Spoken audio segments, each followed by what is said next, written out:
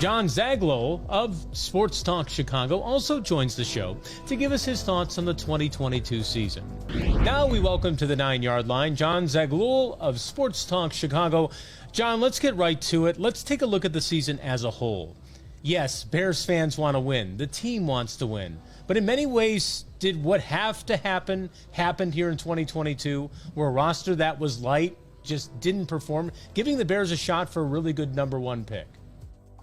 I agree, Larry. I mean, I think this was very important for the Bears to go through as a fan base and as a team, really. Have to understand what losing's all about, but have to understand what the future may hold with this team. And I think that's the thing that people are forgetting about. The Bears have $120+ million in cap space available for next year. At this point, as we record, they have the number 2 overall pick and could hop up to number 1, depending on what happens in Houston with Lovie Smith and their potential to lose. So I think the Bears are in prime position for next year. Sure, there was a lot of pain this season, but we did see some growth from some players who we needed to see it from, too. Think about Justin Fields. Pretty good season, nearly broke the NFL single-season rushing record for quarterback and really didn't even play the entire year due to injury. So I think there are a lot of positives to glean on for this team. The record is displeasing. It's tough for Bears fans to go through week in, week out, but I think there are brighter signs ahead. And after this sort of season, next year's the year where we really have to expect something more from them. With all this money, with the top draft pick for Justin Fields developing, I think next year is going to be the year to watch for Bears fans after a tough 2022 season. Matt Eberflus, what's the impression of the job that he has done in his first year as an NFL head coach? I like the Bears early in the season under Matt Eberflus. It seems like the steam from this team kind of went out as the year progressed. That game 1 was a great debut for him, great debut for Ryan Poles. It seemed like everybody was playing really hard and bought into the system. And as the year has progressed, especially last week against Detroit, that was some of the worst effort I've seen from this Bears team all year. Now, granted, you're a rebuilding year. Everybody kind of knows you're tanking. Frustrations are boiling over for sure. But I would have liked to see more effort from players on this team moving forward, especially when Matt Eberflus preached during the entire offseason about the hits principle and finding ways to have guys be involved, force takeaways, which we didn't see much of that as well from this defense this year.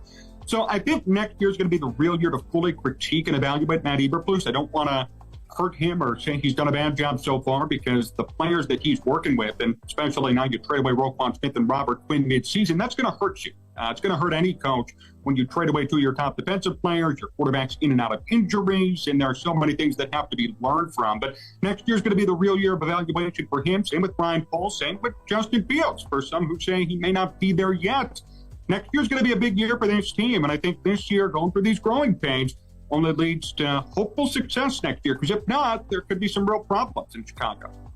Jon, how has your opinion changed, or has it, of Justin Fields from week 1 to now? I think it's changed dramatically. I think for a lot of people, it's changed dramatically. First couple of weeks of this season, I think everybody was rightfully concerned about what he was going to be for the Bears. I mean, there were mock drafts put out week 4, and the Bears should draft Bryce Young. Obviously, that's not going to happen now, but it was scary. He wasn't performing. He was regressing even from last year's standards under Matt Nagy and Ryan Pace and a bunch of guys who ended up getting caught or fired or moved down in different capacities. So it was definitely a concerning time for Bears fans, and certainly for me. But as the year progressed, that New England game, that's where things somehow, some way decided to take a turn. Fields did really well. He built off of that, put up some great performances, tailed off a bit near the end, but I think that's mainly due to all these issues that he's been facing. He's been going through health problems each and every week. He's been week to week in some cases, and this team has gotten worse and worse progressively. His number 1 wide receiver at one point was EQ St. Brown or even Webster. The Bears did not have anybody at wide receiver to help him.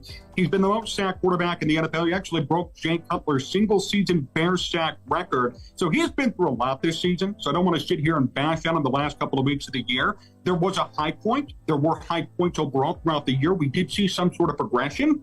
And he's earned year 3 being the starting quarterback for the Bears. And I think that's all you could have asked from Fields for this 2022 season. Indeed, he showed some improvement throughout. Thank you very much to Jon for taking some time to talk on this edition of the 9-Yard Line. You can see his entire interview on the Bears 2022 season later this weekend on WGN TV.com.